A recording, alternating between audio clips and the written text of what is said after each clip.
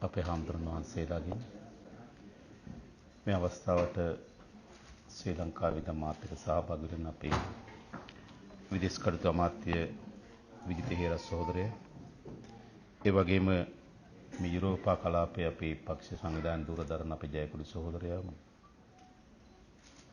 දිමුතු, ඊට පස්සේ ටෝනි, අපේ සිවා සහෝදරය, මේ සියලු දෙනාම ඉන්නවා මෙතන. සහෝදරිය, ඒ සියලු දෙනාගෙන සහභාගී වෙන්න ඕගොල්ලෝ සියලු දෙනාගෙන අවසරයි.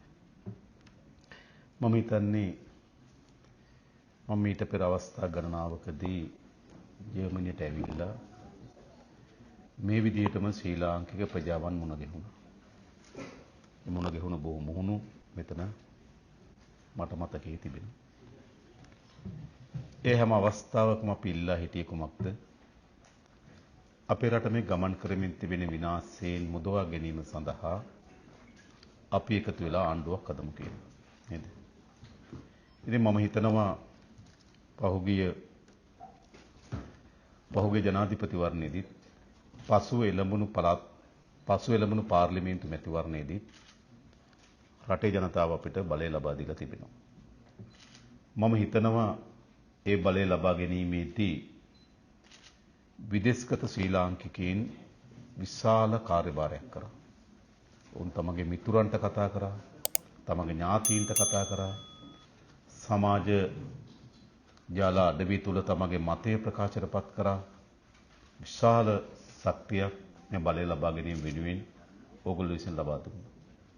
එනිසා පළමු කොටම ජාතික ජන බලවේගයේ ආණ්ඩුවක් ගොඩනැගීම සඳහා මෙතන සහභාගී වුණ ඕගොල්ලෝ ලබා දීපු දායකත්වයට සහයෝගයට පළමු කොටම ස්තුතිවන්ත වෙනවා. ඒ වගේම අපි ටිකක් මේ අත්පත් කරගත්තු ජයග්‍රහණය පිළිබඳවත් මොන වගේ ජයග්‍රහණයක්ද, මොන වගේ අපේක්ෂාවක්ද ජනතාවට තිබුණේ? මොකද්ද ජනතාවට තිබුණු අපේක්ෂාව? ඇයි ජාතික ජන බලවේගයේ ආණ්ඩුවක් හැදුවේ? ජාතික ජන බලවේගයේ ආණ්ඩුවක් හදනකොට ජනතාව අපේක්ෂා කරේ කුමක්ද? මොන වගේ කරුණුද? එකක් මම හිතනවා අපේ රට දිගු කාලයක් එකක් ප්‍රධානයි. එන අපේ රට දිගු කාලයක් ගමන් කරමින් තිබුණු ආර්ථික මාවත ඉතා විනාශකාරී අන්තයකට ගෙනත් ගියා. නිසා අපේ මාතෘ භූමියේ ආර්ථිකය යලි ශක්තිමත් කළ යුතු කෙනෙක් ස්ථාවරයක් වෙනුවෙන් අපිට ඡන්දය ලබා දුන්නා. ඊළඟ ප්‍රධාන වශයෙන් මොකද්ද? වංචනිකයන්, දූෂිතයන්. දැන් කොහොමද දන්න තත්ත්වය? යහපත්නේ? හරි. වංචාව, දූෂණයෙන් තොර පාලනයක් අපිට අවශ්‍යයි. වංචාවේ දූෂණයේ යෙදුණු අයට දඬුවමක් අවශ්‍යයි. ඒ පිළිබඳ අපේක්ෂාවක් තිබුණා. ඒ වගේම රට තුල කාටත් නීතියේ විධානයේ ආධිපත්‍ය තහවුරු විය යුතුයි කියන මතයක් තිබුණා.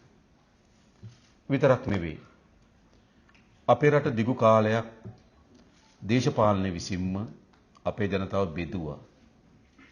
උතුරට වෙනම දේශපාලනයක්, දකුණට වෙනම දේශපාලනයක්, නැගෙනහිරට වෙනම දේශපාලනයක්.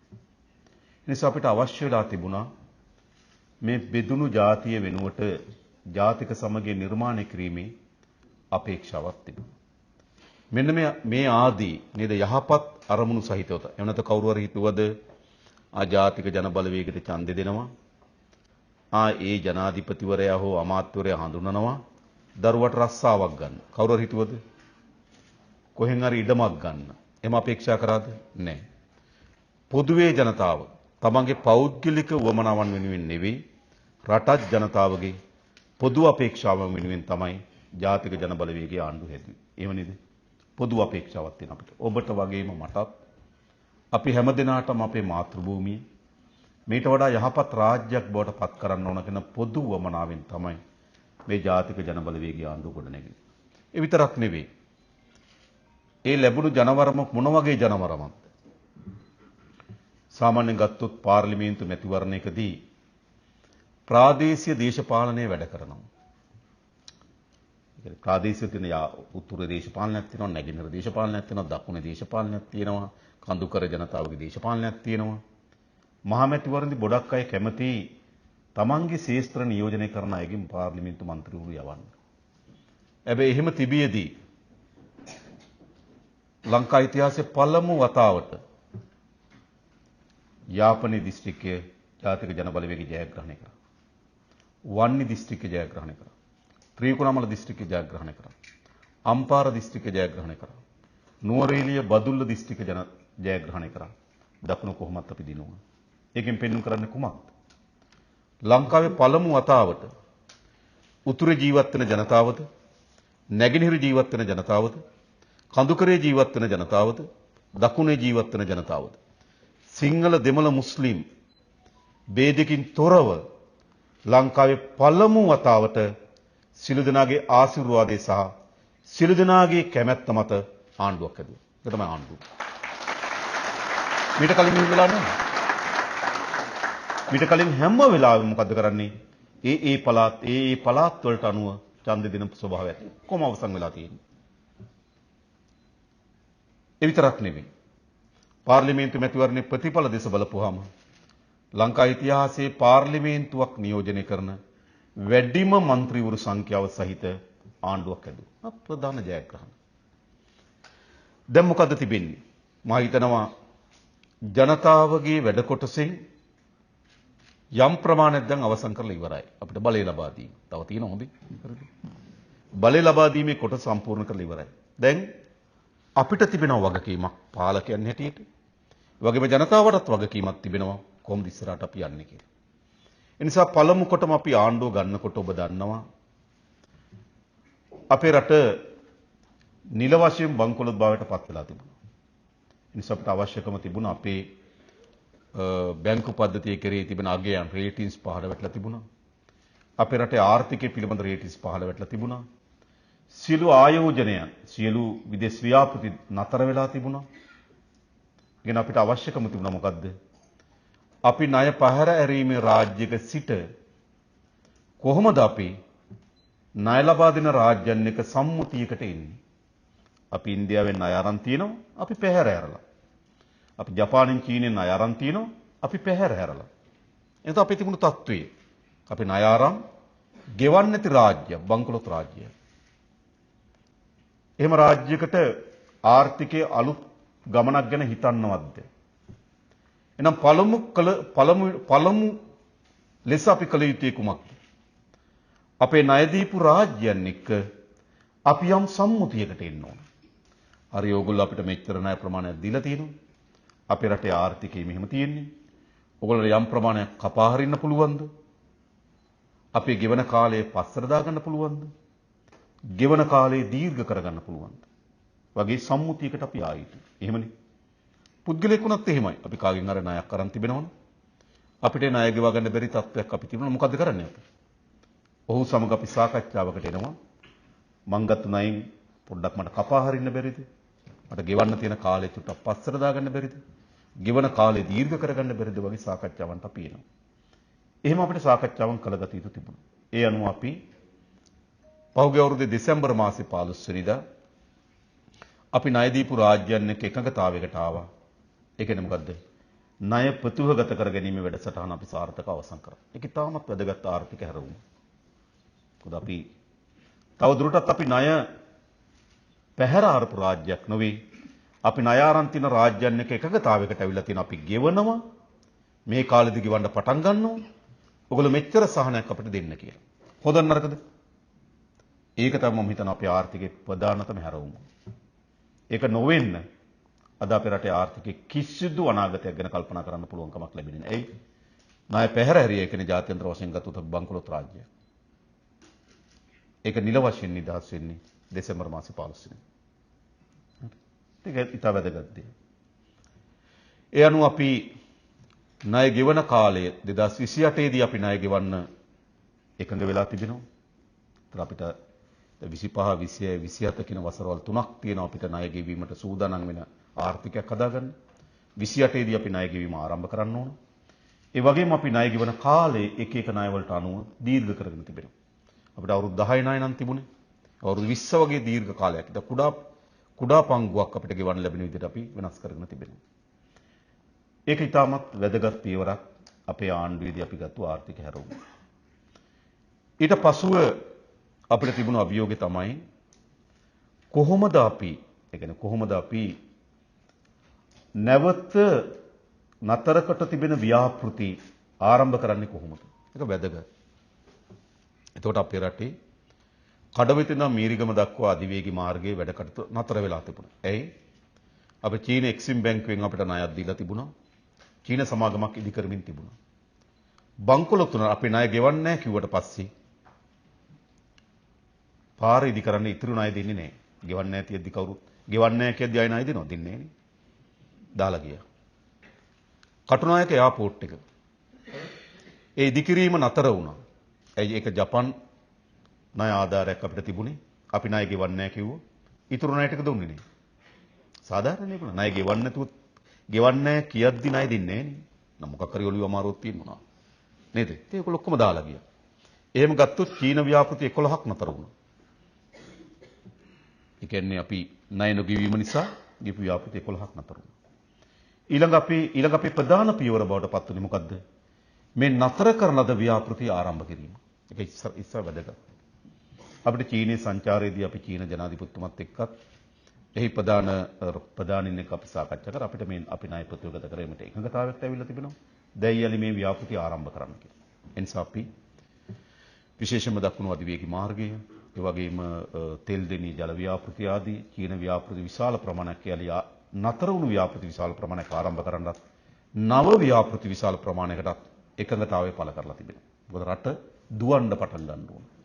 රටක් එකතැන නතර වුණු රටක්, පල්ලුණු රටක්. ආයෝජකේ අපේ රට දිහා හැරිලවත් බැලුවේ නැහැ. ණය දෙන ආයතන අපි නිකන් පොලුකාරය ලෙස සැලකුවා. අපි ස්ථාවර බවට පත් කරලා දෙනවා යලි එම ව්‍යාපෘති ටික පටන් ගන්න. ඒක වැදගත් හැරවුම.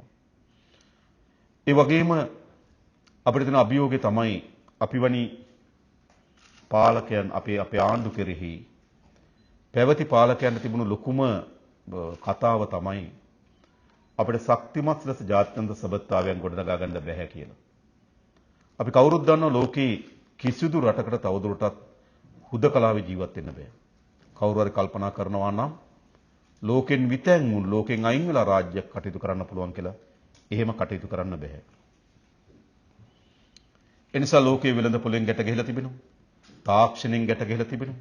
නේද? ඒ වගේම සංචාර කර්මාන්ත මේ ආදී ආර්ථිකයන්ගෙන් ගැට ගැහිලා තිබෙනවා. එනිසා ලෝකයේ තවදුරටත් වර්තමාන සියවස කියන්නේ ලෝකෙන් හුදකලා වෙලා විතැන් වෙලා කිසිදු රාජ්‍යයකට ජීවත් වෙන්න බෑ.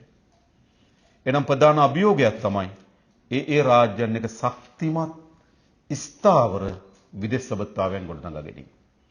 අපි හිතන මේ පාර්ශ්වයෙන් ගත්තොත් අපි විශාල ජයග්‍රහණයක් පත් කරන් තිබෙනවා.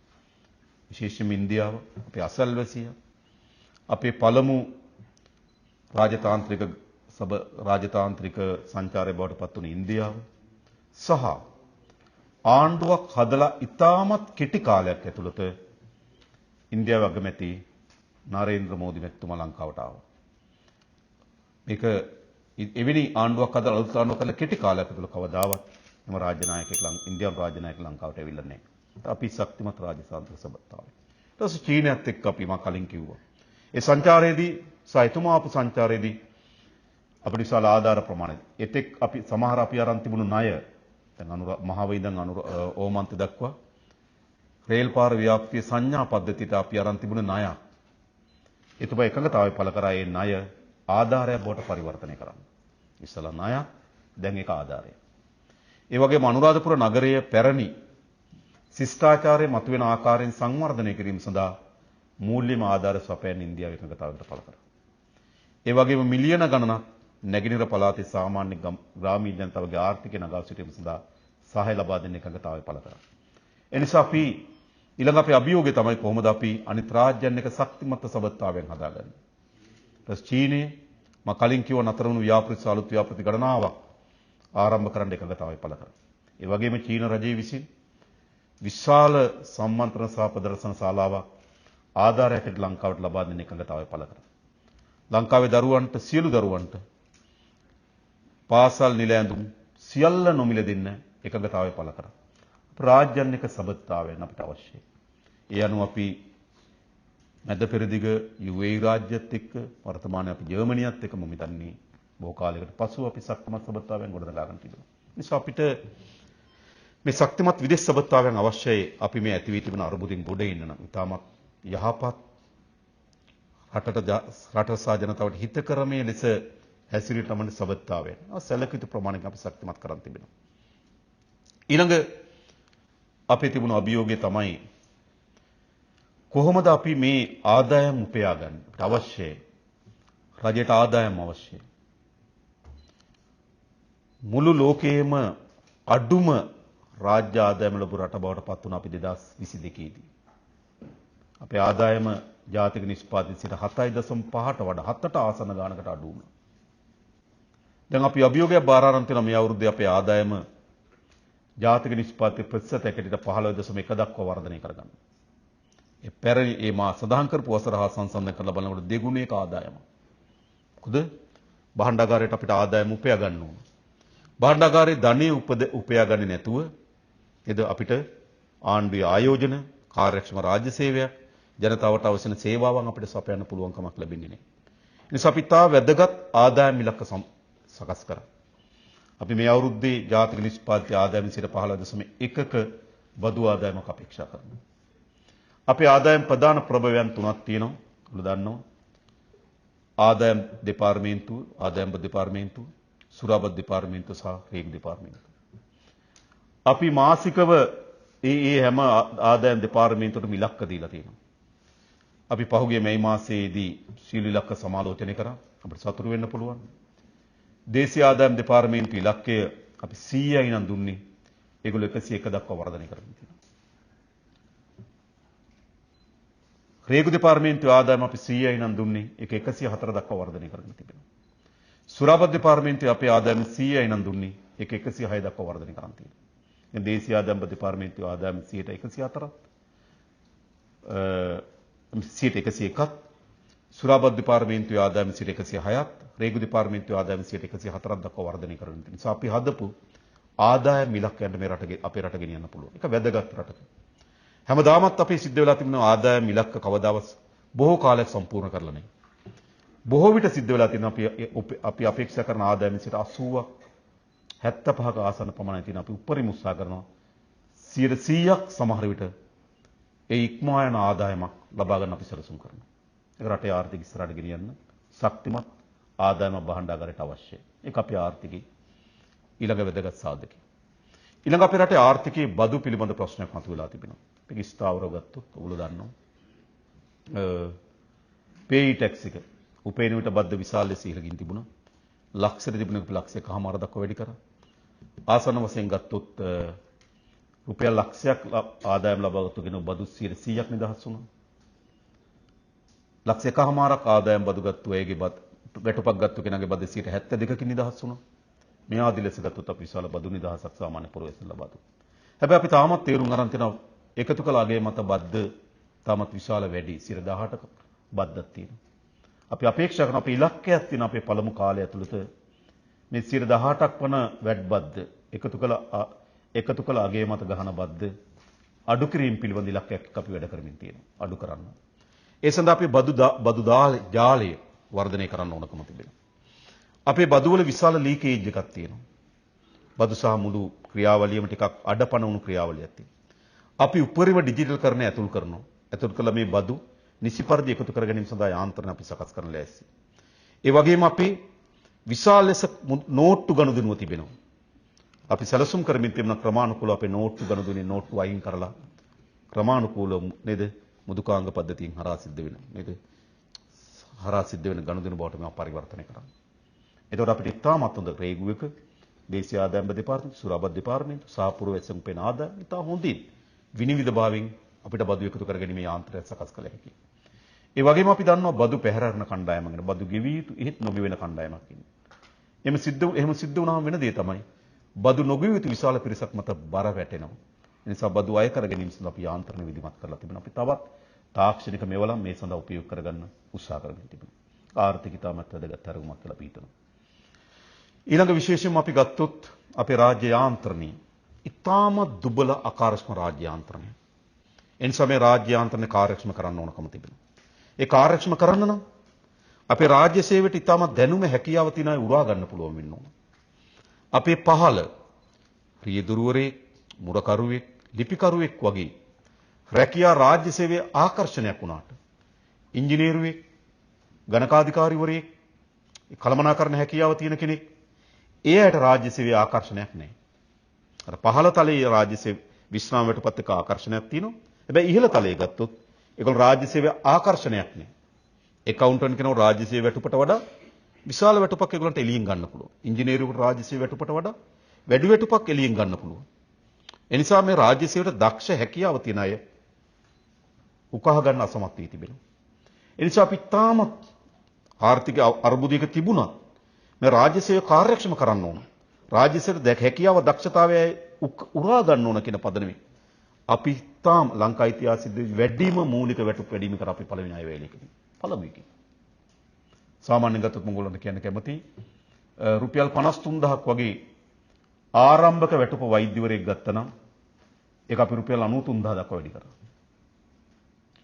පළමු විශ්වවිද්‍යාල ආධුනික කතිකාචාර්යක වැටුප තිබුණේ රුපියල් 54000කට ආසන්න ප්‍රමාණයක් ඒක අපි 94000 දක්වා වැඩි කරා. මැද ගුරුවරයෙක්ගේ වැටුප තිබුණ රුපියල් 38000ක වගේ ඒක අපි රුපියල් 64000 දක්වා වැඩි කරා. ඒ කියන්නේ මොකද්ද? අපිට කාර්යක්ෂම රාජ්‍ය සේවයක් හදා ගන්න නම් ඒක සාධාරණ වැටුප් තලයක පිහිටවන්න ඕන. අපි තාමත් අපි දුබ්බල අකර්මණ්‍ය රාජ්‍ය සේවයක් තියෙනවා. දක්ෂතා හැකියාවන් තියෙන අය රාජ්‍ය සේවයට උකහා ගන්න අසමත් වී තිබෙනවා. ඒ නිසා ඕනෑම රටක් ඉස්සරහට සංවර්ධනය වෙනවනම් ඒ සංවර්ධනය වීමේදී රාජ්‍ය සේවයට විශාල කාර්යයක් තියෙනවා. හැබැයි අපේ රාජ්‍ය සේවය බිඳ වැටලා තියෙනවා. අපේ රාජ්‍ය සේවය යලි ප්‍රතිස්ථාපනය කර ගොඩනැගීම සඳහා කටයුතු කරලා තිබෙනවා. ඒ විතරක් නෙවෙයි වසර ගණනාවක් රාජ්‍ය සේවයට බඳවාගෙන නැහැ. විතර අපි කැබිනට් මණ්ඩලය මේ වෙනකොට 30000ක් රාජ්‍ය සේවයට බඳවා ගැනීම සඳහා අනුමැතිය ලබා දීලා තිබෙනවා. ඒ කියන්නේ මොකද්ද? මම නැවත කියන්නේ CTB එකට රියදුරු පුරවන එක හරි. එහෙම නැත්නම් නේද අර ඉඳ ගන්න වාඩි වෙන්න පුටුවක් නැතුව ප්‍රාදේශීය ලේකම් කාර්යාලවලට පුරවන එක හරි. මම දැක්ක මේ නූරෙලිය ප්‍රදේශ ප්‍රාදේශීය ලේකම් කාර්යාලයක් තියෙනවා. ඒගොල්ලෝ කාර්යාලය ඇතුළට යන්නේ shift එකට. දැන්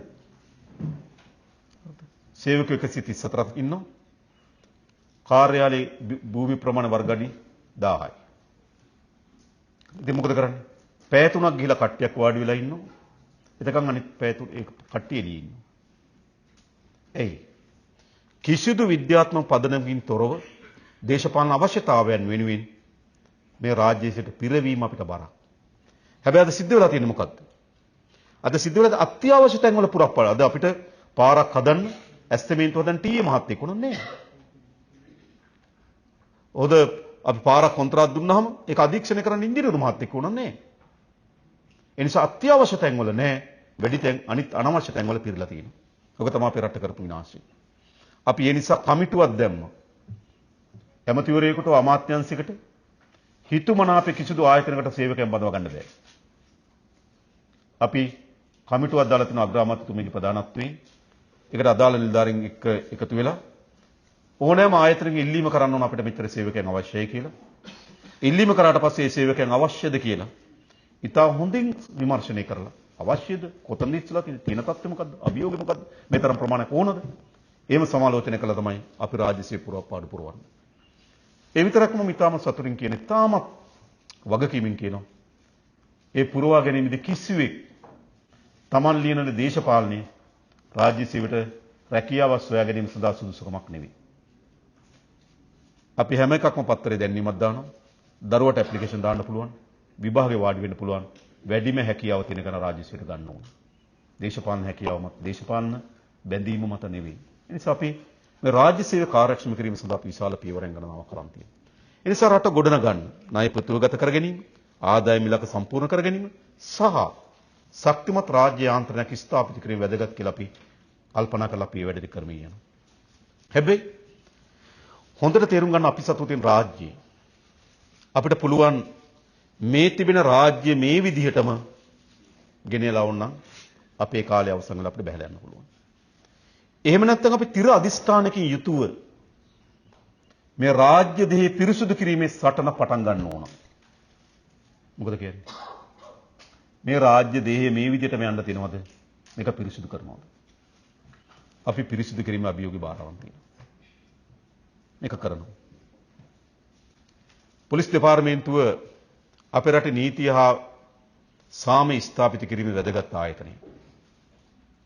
හැබැයි ඔබ දකින්න ඇති දැන් පාර්ලිමේන්තුවේ තිබෙන දේශබන්දු තෙන්නකෝන් පිළිබඳ පරීක්ෂණ කමිටුව හමුවේ ඇවිල්ලා පොලිස් නිලධාරී දෙන සාක්ෂි. අපි නීති විරෝධී ක්‍රියාදාමයකට යන්නේ. අපි මොනවද නීති විරෝධී නේද ව්‍යාජ අංක තහඩු ගහගෙන ගියා. අපි වෑන් එකක් අරන් ගියා. අපි ගාව T56 දෙකක් තිබුණා. අපි අහවල් තැනට වෙඩි තියලා එන්න කියලා අපිට කිව්වේ. මෙහෙම තියෙන පුළුවන්ද පොලිසිය? මේ පොලිසියක් තියෙන්න බෑ. ඒවා සංවිධානාත්මක අපරාධ කල්ලි වල ස්වභාවයක්. මේක වෙනස් කරන්න ඕනේ නැද්ද?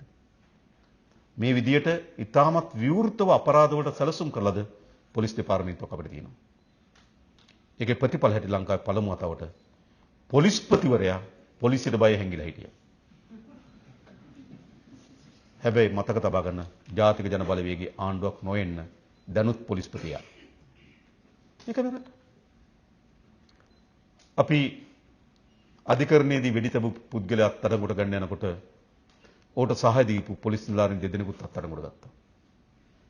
මිද්දෙනිය වෙඩි තැබීම පරීක්ෂණය යනකොට තංගල පොලිසියේ නිලධාරී ඒ මිද්දෙනිය වෙඩි තැබීමට ඒ ඝාතනයට හවුල් කියලා අත්අඩංගුවට ගත්තා. ගල්කිස්ස පොලිසිය නිලධාරී තමන් සතුව තියෙන ගිනියම් විකුණලා රටින් පැනලා ගියා. ආණ්ඩු ගිනියම් විකුණලා. අපි ඔහු ඉන්දියාවෙන් අත්අඩංගුවට අරගෙන ගෙනත් තියනවාද? ඒ කියන්නේ මොකද්ද? මේක තමයි අපි සතුව තියෙන පොලිස් දෙපාර්තමේන්තුව. නිසා අපි ඔවුන්ට වැටුප්තල ලබා දෙන්න, අලුත් පොලිස් නිලධාරීන් බදව ගන්න, ඒ වගේම මේ නීති විරෝධී ක්‍රියාදාමයේ යෙදෙන අයට දඬුවම් දෙන්න අපි ලෑස්ති.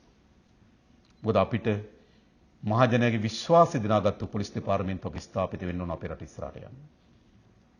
ඊළඟ වැදගත් ආයතනය ඔයගොල්ලෝ දන්නවා ඉමිග්‍රේෂන් එක. රටක වැදගත්ම ආයතනයක් රටේ සීමා මායිම් ආරක්ෂා කිරීමේදී තර්ජනයේදී අපිට ඉමිග්‍රේෂන් එක ආගමන විගමන දෙපාර්තමේන්තුව කවුද අපේ රට ඇතුල් වෙන්නේ කවුද රටෙන් පිට වෙන්නේ කාටද ඉඩ දෙන්නේ වැදගත් රටකට. හැබැයි මොකද පහුගියදා වුනේ? ඒ ආගමන විගමන දෙපාර්තමේන්තුව පාතාල නායකයන්ට පාස්පෝර්ට් හදලා දීලා තියෙනවා. පාතාල නායකයා ඉන්නේ විදේශගත වෙලා. ඔහු වෙනුවට ඔබ දන්නවා පාස්පෝර්ට් එකක් ගන්නකොට ඡායාරූපයක් අප්ලෝඩ් කරන්න ඕන. ඒ පාස්පෝර්ට් හිමි කෙනා ඇවිල්ලා ඉංග්‍රීසි සලකුණු දීලා යන්න ඕන.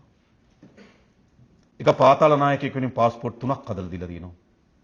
හැබැයි ඉංග්‍රීසි සලකුණු දීලා තියෙන්නේ පිටකොටිය බස් ස්ටෑන්ඩ් එකේ පොත් විකුණන වෙලෙන්දී.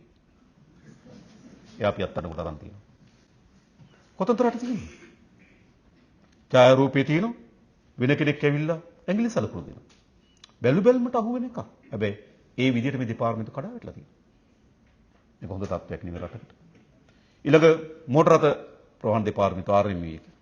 වැදගත් ආයතනයක් අපේ රට නීති විරෝධී වාහන පාවිච්චි. ඒක වැදගත් ආයතන මේවා විශාල බලයෙන් තියෙන ආයතනයක්. හැබැයි ඒගොල්ලෝ දැක්කා අපිට තොරතුරු ආවේ පාන්දර. උදේ ගිහිල්ලා බලනකොට නේද? අදාළ නිලධාරියගේ ලොකෙට්ටුවේ නේද? එතන කබඩ් එකේ තියෙනවා ලක්ෂ 40කට වඩා මුදලා එකතු කරගත්තොත් බෙදා ගන්න. 3 දිනක් අතරමඩ ගත්තා. මෙහෙමයි මේ රාජ්‍යය ඇති වෙලා තියෙන්නේ. මාතර බන්ධනාගාරයේ ප්‍රතිසංස්කරණ නිසා එහි සිරකරුවන් අපි මාරු කරා අගුණකොළ පැලැස්ස බන්ධනාගාරයට. එම මාරු කරනකොට අපිට මාතර බන්ධනාගාරයෙන් අහු වුණා හෑන්ඩ් කප් මාංචු 7ක් අහු වුණා. එතන මාංචු හිරකරුවන් ගාව. මාංචු වල කීස් 27ක් අහු වුණා. සිරකරුවන් ගාව. මොකද උන් බස් රථයේ ළඟට මේ ඔක්කොම අරන් යන්න බෑනේ. ෆෝන්, චාර්ජර්ස්, iPad මේ ඔක්කොම.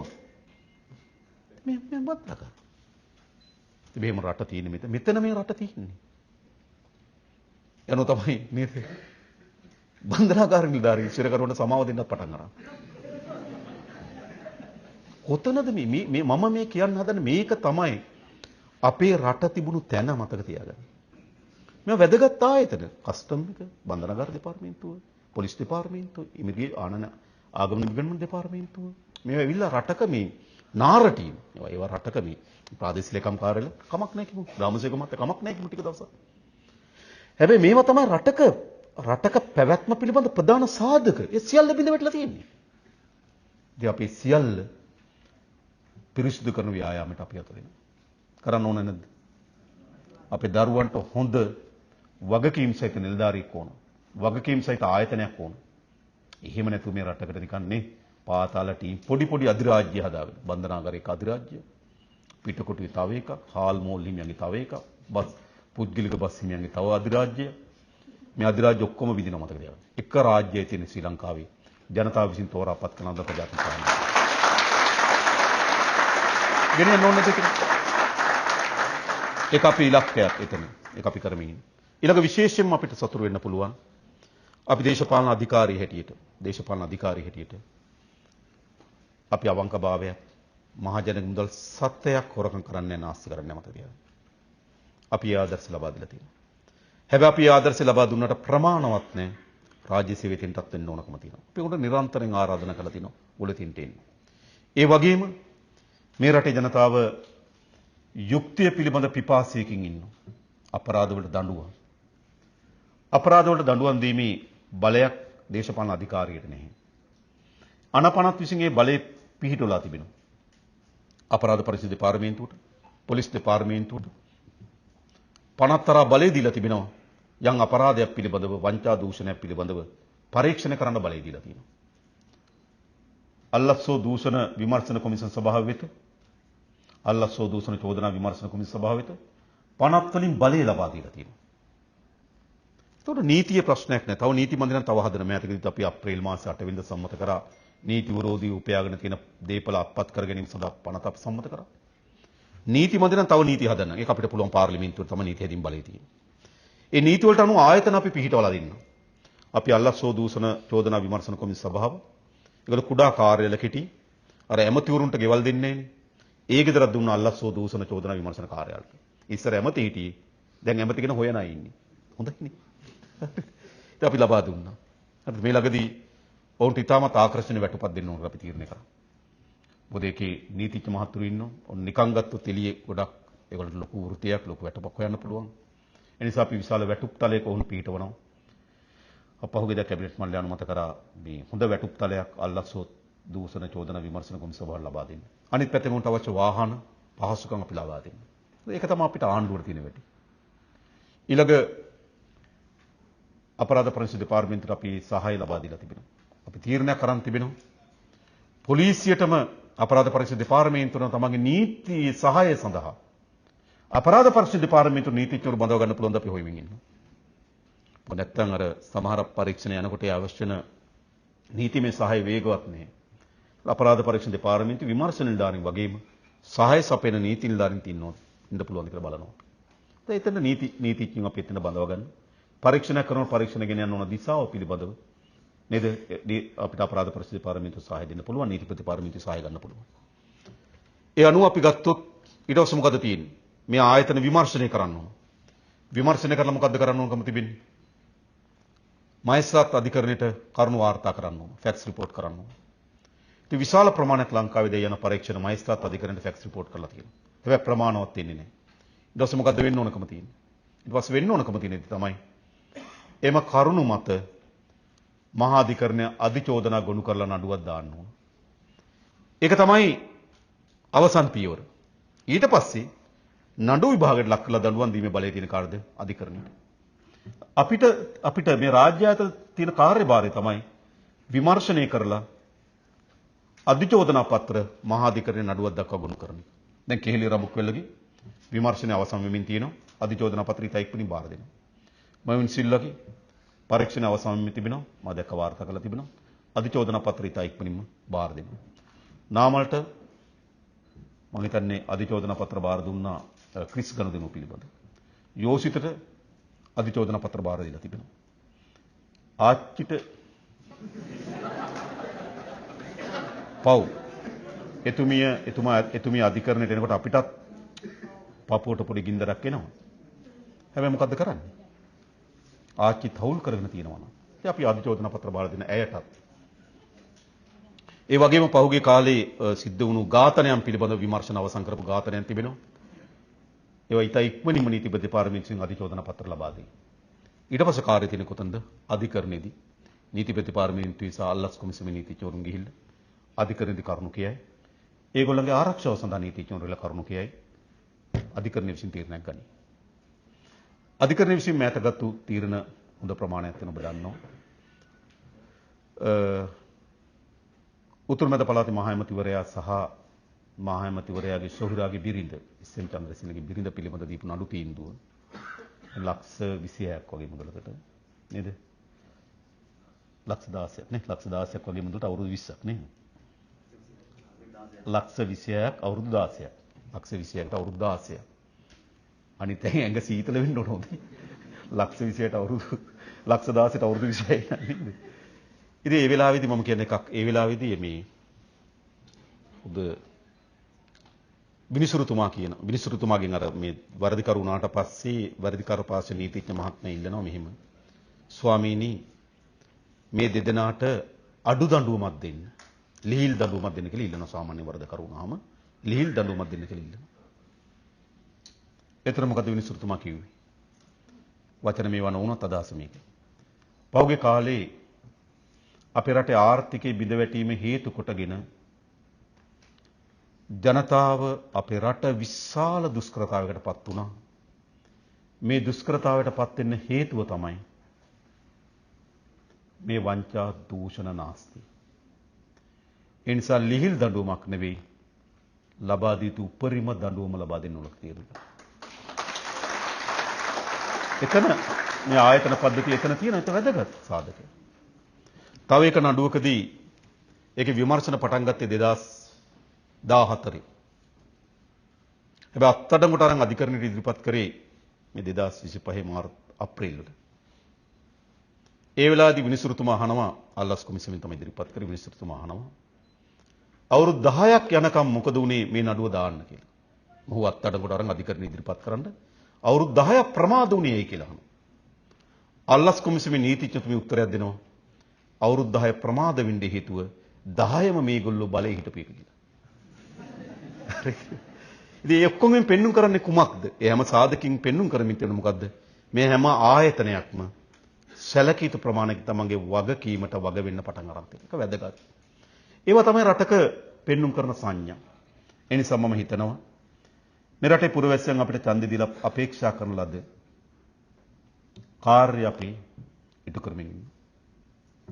ඒ විතරක් නෙවෙයි ජාතික සමගිය පිළිබඳ ප්‍රශ්න අපි අවධානය යොමු කරන්න. නැවත ලංකාවේ පළමු වතාවට උතුරේ දෙමළ ජනතාව අප කෙරෙහි අලුත් පාලනයක් කෙරෙහි විශ්වාස තිබෙක වැදගත් සම්දිස්ථානය. අපි අපේක්ෂාව වෙන්න ඕන මොකද්ද? ඒ විශ්වාස කරපු ජනතාව යලි තල්ලු කරන එක නෙවෙයි. හැබැයි මොකද්ද පරාජිත දේශපාලන කඳවුරු වල අභිප්‍රාය බවට පත් වී තිබෙන්නේ? පැරණි ජාතිවාදී දේශපාලන ලංකාවේ යලි මතු කරන්න. මම ජර්මනිය සංචාරයෙන් කොටත් මම දැක්ක කියනවා LTT ප්‍රබලයක් හම්බෙන්න තමයි මම ජර්මනියට එන්නේ කියලා. ජර්මනිය ඉන්නවද ඒකට? ඒකේ කියන්නේ වෙන මොකුත් නෙවෙයි. මේ නැවතර පැරණි අසාර්ථක ජාතිවාදී දේශපාලනය. ඔයගොල්ලෝ රට පාවලා දෙන අය. තේරුණාද? ඒ දේශපාලනයට මම හිතන්නේ ආපහු ඉඩ දෙන්න බෑ. සිවාද දන්නේ. ඒකනේ ඒ දේශපාලනට අපි ඉඩ දෙන්න ඕනද? ඒ නිසා අපි මත තියාගන්න. ලංකාවේ යලි අපිට දේශපාලනය කරන්න ප්‍රජාතන්ත්‍රවාදී පිළිබඳ ප්‍රශ්න, මානවිකම් පිළිබඳ ප්‍රශ්න, ආර්ථික ප්‍රතිපත්තීන් පිළිබඳ ප්‍රශ්න, වංචා දූෂණ පිළිබඳ ප්‍රශ්න ඕනතරම් දේශපාලනය කරන්න අපිට ප්‍රශ්න සහ පරාසයන් තියෙනවා. හැබැයි කිසිවෙක් යලි අපේ රටේ ජාතිවාදය මත දේශපාලනය කරන්න උත්සාහ කරනවා නම් තිබෙන නීති ප්‍රමාණවත් නැත්නම් අලුත් නීති හදලා රේ ජාතිවාදයට ඉඩ දෙන්නේ. මොකද ජාතිවාදයේ විශාල ව්‍යසනයකට මුහුණ දෙනු රටක් අපි අවුරුදු 30කට ආසන්න යුද්ධයක් උතුරේ දකුණේ මිනිස්සු මිය ගියා. පොළොව තෙත් වෙන තරමට ලේ හැලුණා. අපේ රට විශාල ප්‍රමාණයක් ආපස්සට හරලා ගියා මොකක් වෙනුවෙන්ද? ඒ අන්කවරක්වත් නෙවෙයි බලය ලබා ගන්නත් බලය ආරක්ෂා කර ගන්නත් ජාතිවාදී උපයෝග කරගෙන ප්‍රතිවිපාක. ඒ නිසා අපි එතන තාමත් දැඩි ලෙස ඉන්නවා. ජාතිවාදී දේශපාලනයක් අපේ රටේ ඉඩ දෙන්නේ නැහැ. අපි ජාතික සමගිය ආරක්ෂා කරන්නත් ශක්තිමත් කරන්නත් අපි වැඩ කළ යුතුයි. අපිට ඕන එක රටක් එක ශ්‍රී ලාංකේය ජාතියක් කතා කරන භාෂාව අදහන ආගම යගේ සංස්කෘතියකින් අනුව වෙනස්කම් වලට භාජනය නොවන එහෙම රටක් අපිට අවශ්‍ය නැද්ද අපි හාමුදුරුවෝ? නිසා අපිට අවශ්‍යයි ශ්‍රී ලාංකේය ජාතියක් හැටියට හැම කෙනාම උතුරේ ජීවත් වෙන කෙනත් නැගිටලා කියන මම ශ්‍රී ලාංකිකයෙක් කියලා. නැගිනිර කෙනත් නැගිටලා කියන මම ශ්‍රී ලාංකිකයෙක් කියලා. දකුණේ කෙනත් කියන මම ශ්‍රී ලාංකිකයෙක් කියලා. එනිසා අපි ශ්‍රී ලාංකික ජාතිය හදන්න ඕන. යලි බෙදීමේ දේශපාලනය අපි අවසන් කරනවා. ඒක ටිකක් ලොකු ව්‍යායාමයක්, අභියෝගාත්මක ව්‍යායාමයක්. මොකද අපි තා හොඳින් තේරුම් අරන් තිනවා. ඔතනින් තමයි යලි අපිට එරෙහිව දේශපාලනය මතුවෙන්න ඉඩ තියෙන තැන. ජාතිවාදය උස්සීම. තැන ඔය පැන නගිමින් කියමින් ඉන්නේ නේ. අපි දන්නවා. එනිසා අපි ජාතිවාදයට ඉඩ නොදෙමින් ඉස්සරහට ගමන් කරමින් තිබෙනවා. හැබැයි දැන් ඔබ හිතනවාද මෙවැනි ප්‍රගතිශීලී යහපත් ආර්ථික දේශපාලන සමාජීය කාර්යයක් ඉදිරියට නිකන් යන්න දෙයිද? දෙන්නේ. මේකට එරෙහිව ප්‍රතිගාමින් එකිනෙකාට එරෙහිව සතුරු කඳවුරු වල හිටපු ප්‍රතිගාමින් එකට එකතු වෙනවා. එක මිටට හරි එකතු වෙනවා. දැන් බලන්න අපි ප්‍රාදේශ සභා මැතිවරණයේදී ප්‍රාදේශ සභා ආයතන 267ක් අපි දිනුවා. ලංකාවේ පළමු වතාවට. අපි තමයි ඒ වගේ දිනුවේ. ඒකෙන් 152ක් අනිත් ඔක්කොම එකතු කරත් අපේ සංඛ්‍යාව වැඩි.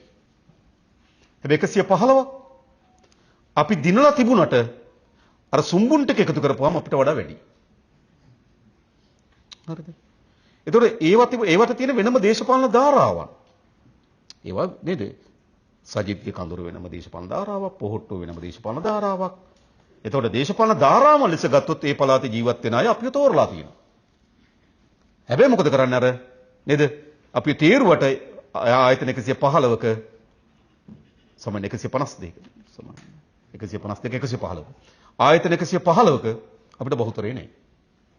දැන් බලන්න ගොඩනගෙන විදිය. කුලියපිටිය ප්‍රාදේශ සභාව ගත්තොත් අපේ ආසන වශයෙන් අපේ മന്ത്രിවරු 21ක් හිටියා. පොහොට්ටුවේ മന്ത്രിවරු 6යි. දැන් සභාපති කවුද? පොහොට්ටුවේ. ඒගොල්ලෝ 6යි අපි 21යි. ඔවුන්ට සභාපති ධූරය ලබා ගැනීම සඳහා සහාය දෙන්නේ කවුද? සජපි, UNP, හරි පුටුව. මේ ඔක්කොම සහාය දීලා මොකද කරන්නේ? අපිට එරෙහිව හදනවා. මම හිතන ලංකාවේ පළමු වතාවට මේ තීව්‍ර දේශපාලන බෙදීම අද ගොඩනැගෙමින් තියෙනවා. ඉතිහාසයේ බොහෝ රාජ්‍යයන් මේ අභියෝගයන්ට මුහුණ දුන්නා.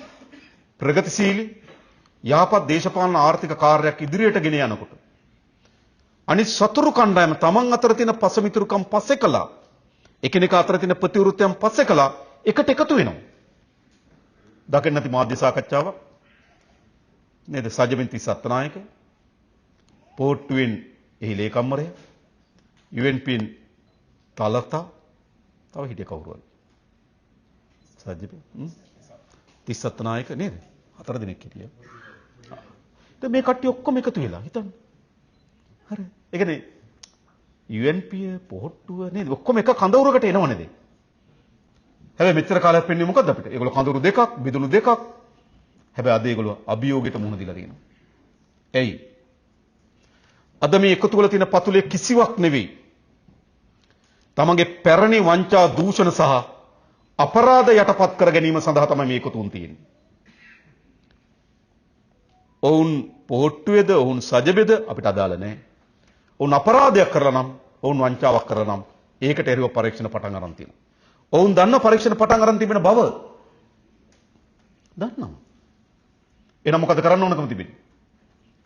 මේ ගමන පරාජයටපත් කිරීම සඳහා තමන් අතර තියෙන පසමිතුරුකම් පස්සේ කළා එකතු වෙන්න ඕන. එහෙම නැත්නම් දේශපාලනිකව ගත්තොත් සජිත් ප්‍රේමදාස නාමල් රාජපක්ෂත් එක්ක එකතු වීම නාමල්ටත් අවාසි, සජිත්ටත් අවාසි. නිකන් එහෙම හිතුවොත්. නිකන් මතු පිටතල හිතුවොත්. නේද? සජිත් නාමල් එක්ක එකතු වීම, නාමල් සජිත් එක්ක එකතු දෙන්නටම අවාසි. හැබැයි ඒගොල්ලෝ හිතන මොකද්ද? දෙන්න බෙදලා හිටියොත් කොහොමත් අවාසි. හරිද? ඒ නිසා මොකද කරන්න ඕන? මේකට රිව් එකතු වෙන්න ඕන. තමන් අතර තියෙන තමන්ට දිගු කාලන වෙන දේශපාලන හානිය. දිගු කාලන දේශපාලන හානියට ඊළඟ ඡන්දෙදි කොහොමද ජනාධිපති අපේක්ෂක දෙන්නෙක් ඉන්නේ? එකට නම් එකට එන්නකෝ. නේද? ඒකට නේ දැන් ඉතින් ඒකට සභා හදනවා නම් ඒකට ඒක සම්මුතියකට එනවා නම් ඒක දේශපාලන කඳවුරක්. නේද? හැබැයි ඒගොල්ලෝ දන්න දිගු කාලේ ඒගොල්ලන්ට දේශපාලනික අවාසි වුණත් කෙටි කාලේ මේ නිශ්චිත මොහොතේදී ඒගොල්ලන්ගේ පැවැත්ම හදාගන්න නම් ජාතික ජන බලවේගයට එරෙහිව එකතු වෙන්න ඕන. ඔකයි. ඒක පුද්ගලික පැවැත්ම. හැබැයි මතක තබා ගන්න. ඔය කුමක් කරත් ජාතික ජන බලවේගයට ලබා දී තියෙන ජනවරම අනුව දූෂිතයන්ට අපරාධකරුවන්ට එරෙහිව කරන පරීක්ෂණ කිසිවක් අඩපණ ඉඩ වෙන්න ඉඩ දෙන්නේ නැහැ. ඒ වගේම අපි කෙරේ ජනතාව විශ්වාසය තබලා මේ අපිට ලබා දුන්නු ජනවරම අපි කෙරේ තබා තිබෙන බලාපොරොත්තු අපි අනිවාර්යෙන් ඉටු කරනවා. ඒ නිසා ලංකාවේ අලුත් දේශපාලනයක් මතුවලා තියෙනවා. පළමු වතාවට මෙතන ඔබට අපේ රට පිළිබඳ අපේක්ෂාවක් තියෙනවා. මොන වගේ රටක්ද අපිට ඕන? ඉස්සර ජනතාවට තිබුණු අපේක්ෂාවයි පාලකයට තිබුණු අපේක්ෂාවයි දෙකක්. ජනතාවට එක උවමනාවක් තිබුණා. පාලකයට තව උවමනාවක් තිබුණා. ඔබට සහතිකයක් දෙන පළමු වතාවට රටේ ආණ්ඩුවක් හදලා තිනවා. ඔබගේ උවමනාව සහ අපේ උවමනාව එකක් බවට පත් වුණු ආණ්ඩුව. ඔබට දූෂණය නතර කරන්න ඕන. අපිටත් ඒක ඕන. ඔබට දූෂිතයන් දඬුවම් දෙන්න ඕන. අපිටත් ඒක ඕන. ඔබට අපේ රටේ නීති විධාන ආධිපත්‍ය තහවුරු කරන්න ඕන. අපිටත් ඒක ඕන. ඔබට අපේ රටේ ආර්ථික මිට වඩා හොඳ ආර්ථික බට පරිවර්තනය කරන්න ඕන. අපිටත් ඒක ඕන. ඒ කියන්නේ මොකද්ද? ජනතාව සහ පාලකයා දෙපාර්ශ්වයක් නෙවෙයි. ජනතාව සහ පාලකයා එකට ඉන්න පාලනය ලංකාවේ ගොඩනැගිලා තියෙනවා. මේක තමයි අපේ රට ගොඩනැගීම සඳහා තිබෙන අවස්ථාව. ඒ අවස්ථාව උදා කර ගැනීමෙන් ඔබ විශාල වෙහෙසක් දරන බව මා මුලින්ම මතක් කරා. ඔබගේ හඬ ඔබ කරන කාර්යභාරය නොඉන්න සමහර විට අපිට ශක්තිමත් ආණ්ඩුවක් හදා ගැනීමට ප්‍රවිෂ්ඨ අවස්ථාවක් ලැබෙන්න ඔබ විශාල කාර්යභාරයක් කරා. මම ඉස්සරහටත් ඔබ විශාල කාර්යභාරයක් අපි විශාල ඉලක්ක කීපයක් හදලා තියෙනවා. මේ වසර ලංකාවට ඉතිහාසයේ වැඩිම සංචාරකයන් ආපු වසර බවට මේ 2025 වසරපත් කරනවා. ඉතිහාසයේ වැඩිම අපනයන ආදායම ලබාගත් වසර බවට මේ 2025 වසරපත් කරනවා. ඉතිහාසයේ වැඩිම ආණ්ඩුවක් ලබාගත් ආදායම ලබා ගන්න වසර බවට මේ වසරපත් කරනවා. ඉතිහාසයේ වැඩිම දූෂිතයන්ට දඬුවම් දීපු අවුරුදු බවට මේ අවුරුද්දපත් කරනවා. ඉතින් එනිසා අපි යහපත් චේතනාවන් සහ බලාපොරොත්තු සහිත වැඩ කරනවා. ඒ වෙනුවෙන් අපි හැමදෙනාම එක්ව වැඩ කරමු. පෙනී සිටමු කියලා ආරාධනා කරමින් මම නතර වෙනවා. බොහොම ස්තුතියි හැමදෙනාටම. ජය වේවා.